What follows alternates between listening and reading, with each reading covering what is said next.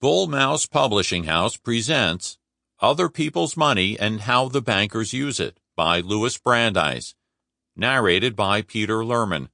Originally published in 1914, this book is currently in the public domain. Publisher's note to listeners. Since this book is about money, the publisher wishes to give the listener a reference for the value of $1,000 in 1914 compared to the value of $1,000 in 2024, the year of this recording. The factor one can use is that $1,000 of value in 1914 equals approximately $30,000 in 2024. So, as you listen to this book, if you wanted to know the magnitude in today's economy, each dollar then would be worth approximately $30 now. Preface. While Louis D. Brandeis' series of articles on the money trust was running in Harper's Weekly, many inquiries came about publication in more accessible, permanent form.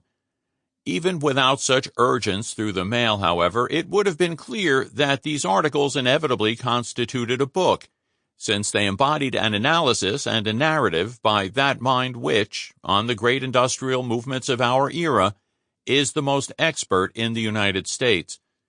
The inquiries meant that the attentive public recognized that here was a contribution to history. Here was the clearest and most powerful treatment ever published on that part of our business development, which, as President Wilson and other wise men have said, has come to constitute the greatest of our problems. The story of our time is the story of industry.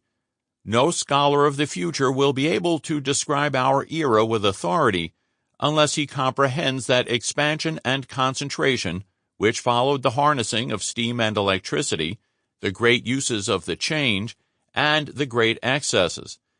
No historian of the future, in my opinion, will find among our contemporary documents so masterful an analysis of why concentration went astray.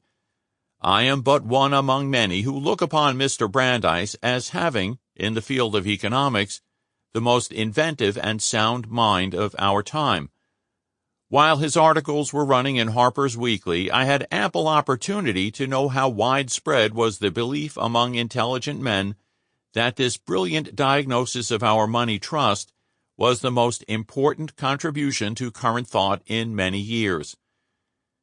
Great is one of the words that I do not use loosely, and I look upon Mr. Brandeis as a great man. In the composition of his intellect, one of the most important... Sample complete. Ready to continue?